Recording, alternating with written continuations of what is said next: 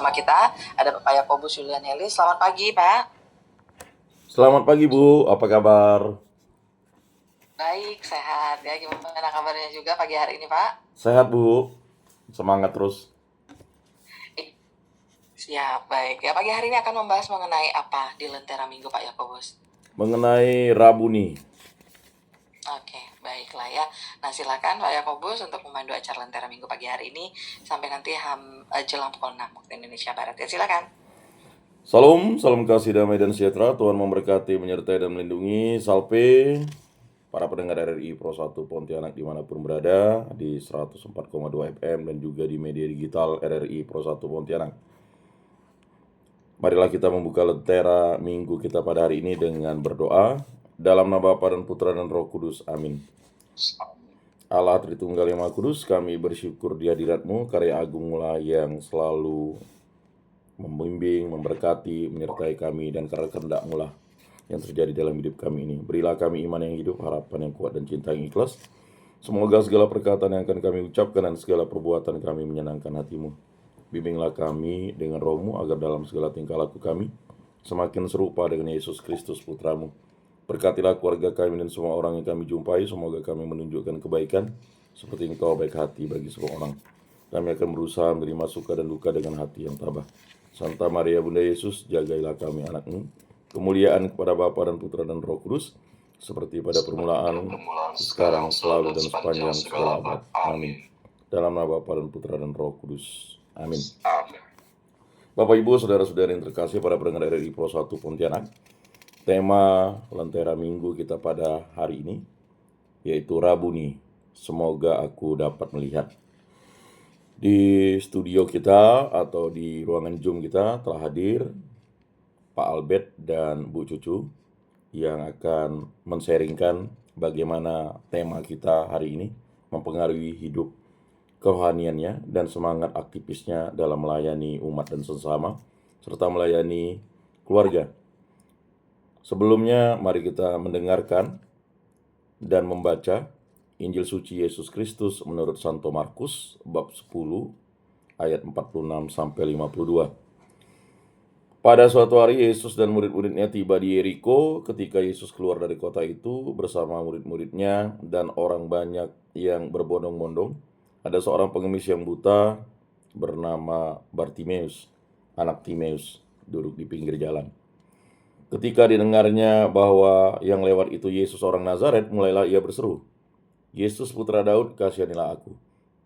Banyak orang menegurnya supaya ia diam. Namun semakin keras ia berseru, "Putra Daud, kasihanilah aku." Yesus berhenti dan berkata, "Panggillah dia." Mereka memanggil orang buta itu dan berkata kepadanya, "Teguhkanlah hatimu, berdirilah. Ia memanggil engkau." Orang buta itu lalu menanggalkan jubahnya. Ia segera berdiri dan pergi kepada Yesus. Yesus bertanya kepadanya, "Apa yang engkau kehendaki aku lakukan bagimu?" Jawab orang buta itu, "Rabuni, aku ingin dapat melihat." Yesus lalu berkata kepadanya, "Pergilah, imanmu telah menyelamatkan engkau." Pada saat itu juga ia dapat melihat. Lalu ia mengikuti Yesus dalam perjalanannya. Demikianlah Injil Tuhan. Terpujilah Kristus. Pujilah Kristus. Bapak Ibu saudara-saudari yang terkasih, untuk merefleksikan ini kita akan menggali tema ini dengan Pak Albert dan Bu Cucu. Apa kabar Pak Albert? Kabar baik Pak Ian, selamat pagi. Apa kabar Bu Cucu? Puji Tuhan, kabar baik. Baik, di tengah-tengah kesibukan mereka berdua dalam kegiatan-kegiatan yang padat, mereka dapat menyempatkan untuk bergabung bersama kita di Lentera Minggu pada kesempatan ini. Baik, Pak Albert, seperti kita ketahui tema atau bacaan Injil hari ini sungguh luar biasa ya. Rabu ini, semoga aku dapat melihat seorang Bartimeus yang sudah buta dari kecil, merindukan untuk melihat, dan karena kerinduannya dia menyerukan nama Yesus anak Daud, dan seruannya itu didengarkan oleh Yesus, dan murid Yesus menyuruh dia untuk menjumpai Yesus, dan akhirnya dia sembuh karena imannya akan Yesus Kristus. Nah, Pak Albert, bagaimana refleksi kehidupan rohani Pak Albert selama sudah banyak aktivitas rohani yang mungkin bagi orang kebanyakan atau orang yang tidak bersandar kepada Yesus, ngapainlah aktif dalam kegiatan-kegiatan yang sebenarnya tidak memberikan dampak profit oriented. Silakan Pak Albert. Baik Pak Yan, terima kasih atas kesempatan kami pada pagi hari ini untuk dapat sharing, dapat bercerita terkait dengan topik kita pada pagi hari ini. Ya, kita sebagai umat Allah ya, yang keseharian kita memang dipenuhi dengan berbagai aktivitas, kesibukan, dengan pekerjaan ya.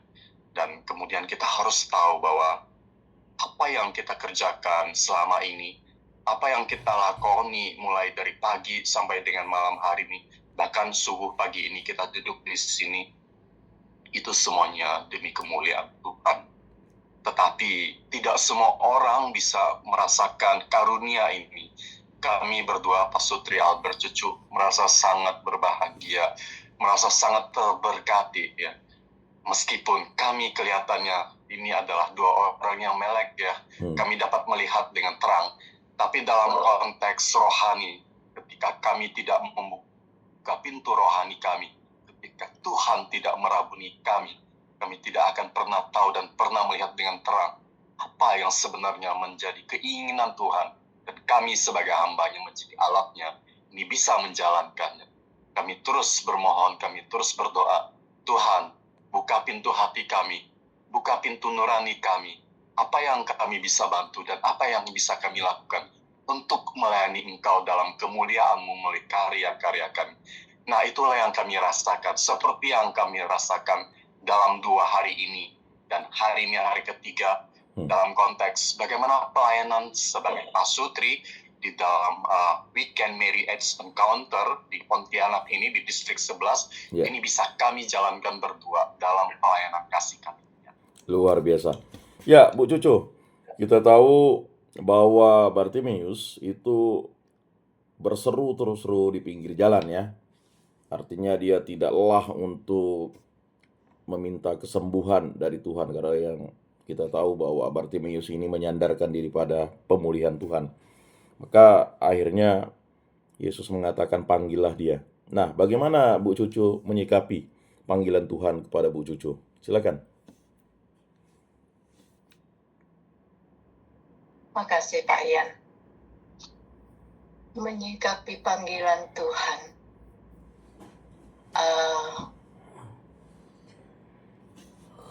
Kalau saya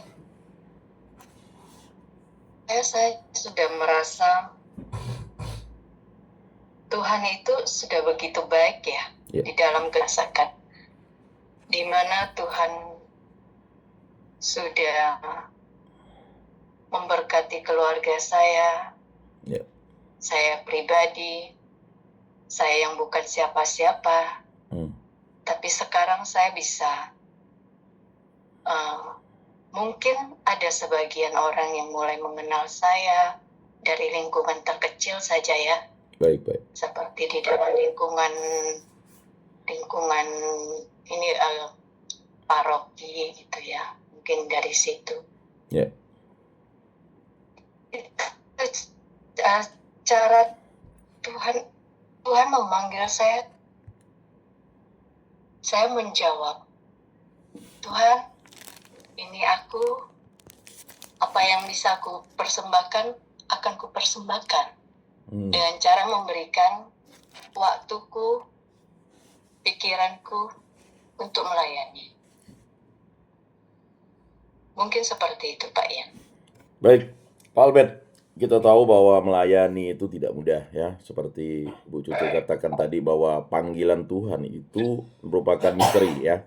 Terkadang orang dipanggil Tuhan lalu menunggu, nantilah Tuhan, tunggu aku sudah tidak sibuk dan sebagainya. Nah, di sela-sela kesibukan Pak Albert ini kan pekerjaan banyak di luar kota, bahkan di luar provinsi, dan juga harus membagi waktu juga, dan bahkan ada pelayanan suami istri, dan juga mengikuti kegiatan pendampingan serta pembinaan juga ya. Kalau mau mendampingi orang pasti harus dibina ya Pak Albert ya. Nah, bagaimana memanajemen waktu ini supaya panggilan Tuhan itu benar-benar mampu kita resapi dan kita mampu untuk menjawabnya. Silakan Pak Albert. Baik, Pak Yan.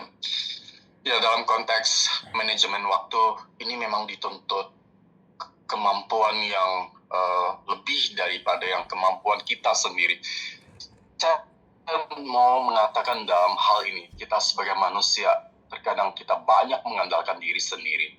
Ya. Kita merasa unggul diri, tapi kami juga merasa bahwa mengandalkan diri sendiri tidak cukup. Kita harus mengandalkan Tuhan. Dalam satu hari misalnya ketika berbicara tentang pelayanan dan berbicara tentang pekerjaan, itu bisa waktunya bentrok dan bersamaan, tapi kita terima juga. Dan kemudian kita berdoa, Tuhan, mampukan kami longgarkan waktu kami sehingga kami bisa terus melakukan ini di waktu yang bersamaan. Misalnya saat ini kita dimudahkan dengan teknologi online ya, sehingga kita masih boleh terus melayani Tuhan. Saya bilang pada Pak Yan, bagaimana caranya? Nanti kami pagi ini juga harus masuk dalam kelas deeper, Mary S. Encounter. Tapi Pak Yan bilang ada teknologi online. Tuhan menjawab itu Pak Yan. Jadi jangan pernah meragukan Tuhan. Atur waktu kita, kemudian Tuhan yang akan menentukan bagaimana menjalankannya. Demikian Pak Yan. Baik, Bu Cucu, kita tahu panggilan Bartimeus itu ya, dan dia berseru di pinggir jalan dan bahkan banyak orang menegurnya. Nah, seringkali kita kalau pelayanan ini kan justru bukan orang terdekat kita, suami kita atau anak-anak kita yang menegur kita, justru orang-orang yang merasa kita tuh terlalu overreacting, terlalu sibuk atau bahkan mungkin menilai kita negatif ya kan, yang menegur kita, ya udahlah ya kan, udah banyak nih kegiatan. Nah, bagaimana menyikapi ini? Gitu. Silakan. Oke. Kayaknya benar ya, di dalam pelayanan pun kita menghadapi begitu banyak pencobaan. Iya, dalam pelayanan yang saya rasakan sebenarnya tidak dari pihak keluarga itu tidak begitu banyak yang protes, terutama keluarga pasangan sama anak-anak, karena mereka juga tahu, mereka juga terlibat di dalam pelayanan. Jadi mereka juga tahu pelayanan seperti apa.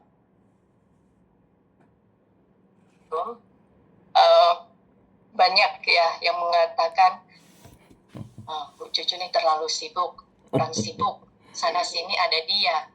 Tapi saya juga tidak merasa seperti itu sih ya. Selama memang dilakukan dengan penuh sukacita, itu tidak begitu terasa. Kayaknya enteng aja gitu, berjalan aja apa adanya gitu. Nah, di sini saya bisa melakukan, di sana saya bisa melakukan sesuai kemampuan, dan ya pasti tentunya itu ya pasti dengan arahan dan bimbingan tuntunan dari Tuhan gitu. Tapi memang kadang di dalam pelayanan itu kita juga merasakan kerikil-kerikil, seperti di mana kadang seperti Pak Ian bilang kita terlalu overact. Di sana sini ada kita, akhirnya ada semacam kadang mungkin juga miss atau juga mungkin kecemburuan, di mana kita dianggap apa ya, berlebihan gitu, sehingga itu semacam membuat semacam kecemburuan gitu. Akhirnya kalau dari situ saya melihat baru-baru ini juga ya, saya melihat oh ya udah pelayanan itu berkat. Jadi janganlah berkat itu semua saya ambil. Karena di mana saya mendapatkan teguran itu, di tempat saya mendapatkan teguran itu saya longgarin deh. Ya, saya berikan berkat itu kepada teman-teman atau siapapun yang mau terlibat di situ. Dengan saya merambah lagi di mana pelayanan yang membutuhkan saya akan masuk di situ. Baik, Pak ya. Luar biasa Bu Cucu. Para pendengar RRI Pro 1 Pontianak, pada paruh kedua kita akan menggali keseriusan Pak Albert dan Bu Cucu dalam Denas ke-51 di Kota Pontianak, event besar bagi Merit Encounter. Mari kita dengarkan satu pujian dari kerabat kerja RRI Pro 1 Pontianak.